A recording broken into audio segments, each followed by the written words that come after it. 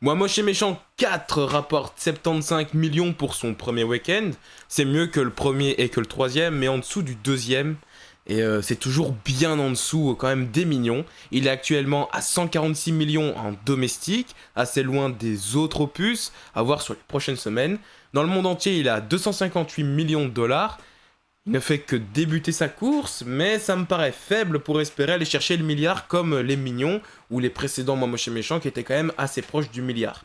Pour ce qui est de la France, nous n'avons pas le score, enfin nous n'avons pas le score de la semaine, nous n'avons le score que de son premier jour qui était hier.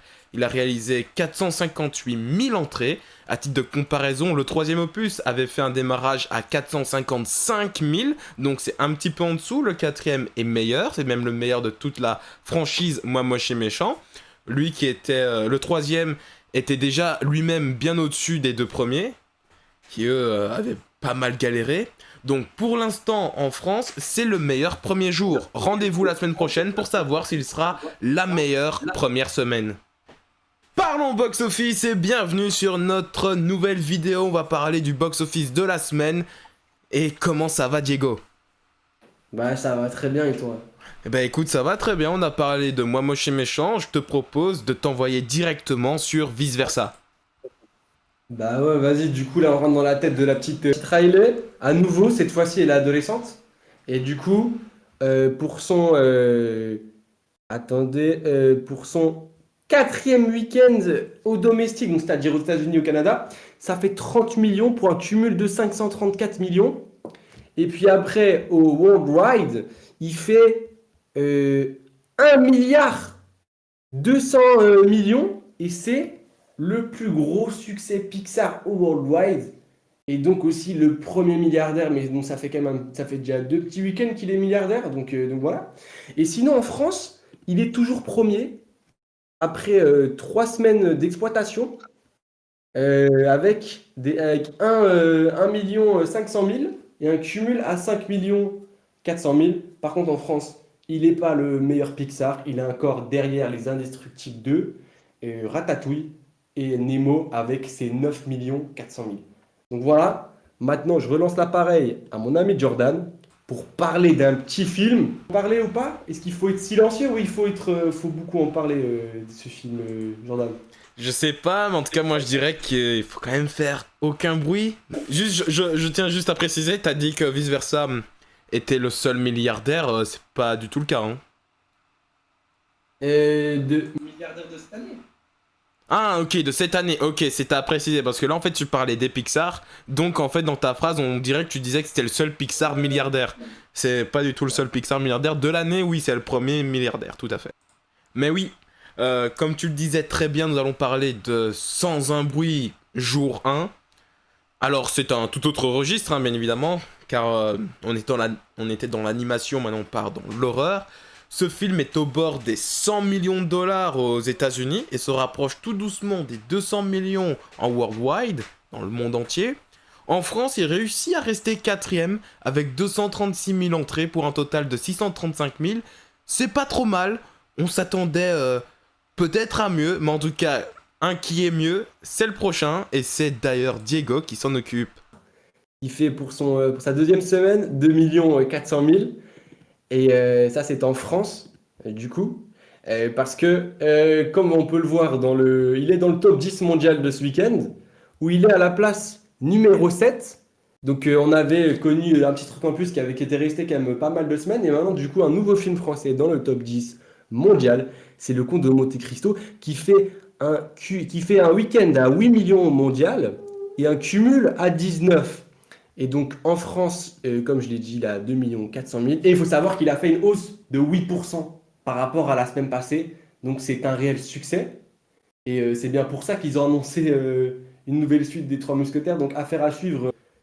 Je rends l'appareil à mon ami Jordan pour lui parler de un triple X. Tu vas me dire dans quel sens, Jordan? Oui, tout à fait. Je vais pas du tout parler d'un triple X comme tu l'as dit, mais bien évidemment d'un petit truc en plus. Maintenant, peut-être que tu voulais parler de génétique, je n'en sais rien. C'est pas très cool de ta part en tout cas. Mais en tout cas, un petit truc en plus reste sur le podium pendant 10 semaines consécutives. Ça y est, c'est sa 10e semaine pour ce phénomène français qui séduit toujours. Car sa 10e semaine, avoir 471 000 entrées, c'est très très fort. Total de 8,8 millions. Il devrait obtenir les 9 millions dès la semaine prochaine. Est-ce que la barre symbolique des 10 millions peut être franchie? Ça risque d'être compliqué. Ne sait-on jamais. Voilà. Par contre, on va voir. À suivre la semaine prochaine. Et en parlant de la barre des 10 millions, il y a un film qui va essayer de le dépasser également, mais plutôt en termes de dollars, dès la semaine prochaine. Et c'est là la transition que Diego devait faire. Enfin non, a fait mais ne devait pas faire. On parle bien évidemment de Maxine. Ouais, donc le troisième film de la trilogie Pearl X de Ty West est sorti ce week-end, c'est son premier week-end du coup. Et il fait un petit week-end quand même assez timide, hein, on va pas se mentir, avec 6 millions 700 000. Et du coup, j'ai envie de vous dire qu'il n'y a pas, il y a pas beaucoup d'espérance à l'horizon. Mais d'abord, on va quand même voir son worldwide, où il en est. Il est quand même dans le top 10, donc c'est pas mal. Sorti sur 12 territoires, il nous fait un petit 7 millions 800 000, donc ça veut dire qu'il n'a pas récolté énormément en dehors des États-Unis. Donc, et qu'il y a d'espoir pour ce film, pour faire un gros carton. Je pense pas qu'il y en ait tellement à l'horizon. Mais justement, en parlant d'Horizon 1, Merci pour cette belle transition cette fois-ci. Horizon, an American saga. Horizon, une saga américaine, le premier chapitre débarque en France avec 121 000 entrées après avoir conquis les États-Unis et ses 24 millions de dollars. Bon, j'ai dit conquis, on est quand même sur un budget de 50 millions, donc on est à la moitié. Est-ce qu'il a vraiment conquis? Moi, je reste toujours persuadé que c'est 50 millions pour les deux films, donc pour le premier chapitre et le second chapitre qui sort dans pas si longtemps que ça. Donc au final, ça ferait peut-être par film 25 millions de dollars de budget, ce qui ferait qu'au final, bah, il serait un peu rentable, sans plus, quoi. Au moins, il n'est pas en déficit. Et juste, je rebondis encore une fois sur ce que tu as dit. Tu dis que Maxine, c'est pas très bien ce qu'il est en train de faire. En même temps, il n'est pas encore sorti partout dans le monde. Et aussi, sache que par rapport à X et à Pearl, c'est mieux. C'est bien mieux, car les deux prédécesseurs étaient à 4,2 millions et 3,1 millions. Donc ici, débuter à 6,7, c'est fort. Je parle bien évidemment avec cette moto qui vient de passer, mais je parle surtout bien évidemment du week-end, du premier week-end, du opening week-end. Donc voilà. Et mais ne t'inquiète pas, ça t'arrive, Diego, d'être un mauvais garçon. ouais, j'ai pas bien fait mes devoirs, on va dire. J'aurais dû aller chercher plus profondément et merci d'avoir apporté ces informations. Et par contre, il y a des mauvais garçons qui finalement font des très bonnes notes au box-office parce que Bad Boys, pour son cinquième week-end aux US, fait 6 millions encore. 6 600 000, c'est énorme. Avec une chute de moins 36%.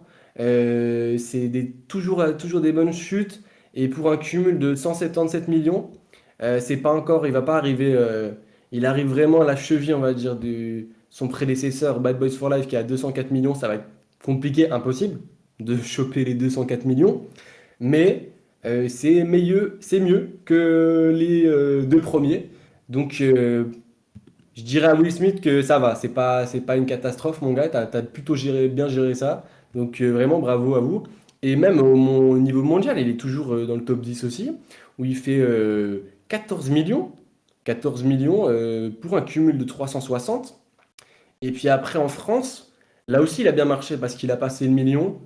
Et il fait encore toujours des 100 000. Donc ça montre qu'il est en bonne condition. Et donc là, il fait quasiment 120 000 pour sa cinquième semaine, pour un cumul à 1 million 120 000. Bad Boy, c'est une fameuse chanson. Bad Boys for Life, c'est What You Gonna Do, et They Come For You. Et bien justement, on va passer à un autre genre de musique, avec les Hendrix, en référence à Jimmy. La famille Hendrix, bien évidemment, gros classique hein, déjà en devenir de Danny Boone. 56 000 entrées au bout de la 4e semaine. J'ai dit une connerie? Non, 2e. 2e semaine, 56 000, total de 176 000. Bah écoute, Danny Boone nous habitue à d'aussi petits chiffres, hein, bien évidemment. Et ce n'est pas un problème, écoute. Franchement, je n'ai rien à dire de plus sur ce film. Chute de 53%, c'est assez normal. Donc voilà, mais Diego, je peux te poser une question, juste pourquoi tu souris? Je te vois là dans le coin, là, et je vois juste que tu souris. Pourquoi je souris? C'est parce que je suis content, je suis heureux. Il y a un petit film après le deuxième acte et les Trois Fantastiques. Il y a un nouveau film avec Raphaël Quenard qui est sorti mercredi passé en France. Ça s'appelle Pourquoi tu souris? Et par contre, c'est pas fameux.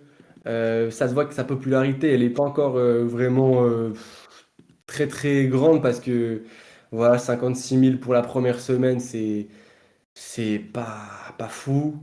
En vrai, quand tu regardes le réalisateur, c'est dans la même lignée que son dernier film, le principal. Mais quand tu vois la moyenne, on est à une moyenne de 9 par séance, hein, alors que quand tu regardes les autres petits films en face des autres, justement, une autre nouveauté qui s'appelle Les Fantômes, qui fait une bien meilleure moyenne. Et oui. Il débute également, comme Pourquoi tu souris, avec un peu moins d'entrées, hein. Simplement 53 857 entrées. Est-ce que c'est bien, est-ce que c'est pas bien? En tout cas, c'est un implacable thriller d'espionnage et ça, c'est l'affiche qui le dit, quoi. Donc, j'ai envie de dire, si l'affiche le dit à un moment donné, c'est que ça doit être vrai. Ouais. Ouais. Et En parlant d'espionnage, Elias, c'est le John Wick français, comme on l'appelle, avec Roche Dizem, qui est un peu plus jeune que Keanu Reeves. Et du coup, c'est notre petit Florent, le réalisateur, qui nous offre un bon petit film d'action français, mais avec des bonnes idées de réal, parce que ce réal a fait beaucoup de clips et du coup, il est très inspiré dans sa mise en scène. Et lui, il a quand même mieux démarré que ses deux autres collègues français, Les Fantômes et Pourquoi tu souris, parce que lui, il a la position 7 dans le classement hebdomadaire de cette semaine, et il fait 100 000 entrées pour sa première semaine, ce qui est bien mieux. C'est vraiment bien pour un petit film comme ça. On finit cette petite séance de box-office sur une bonne note ou pas, Jordan? mais oh merde. Bah oui, je suis totalement d'accord avec toi. On termine sur une très bonne note. 100 000 pour un film comme ça, je trouve que c'est très bien pour sa première semaine. Et voilà. Donc c'était Parlons Box Office. N'hésitez pas à liker, à partager, à commenter et... D'abonnés, non? Tout à fait. Tu suis bien. Et on éteint la lumière, mais ce n'est pas la seule chose que nous allons éteindre.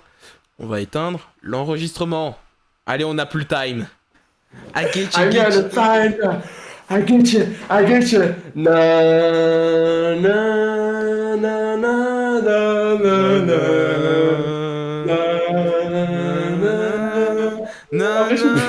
Ouais, non, je sais pas. Par contre, j'ai un écho, je m'entends quand je parle.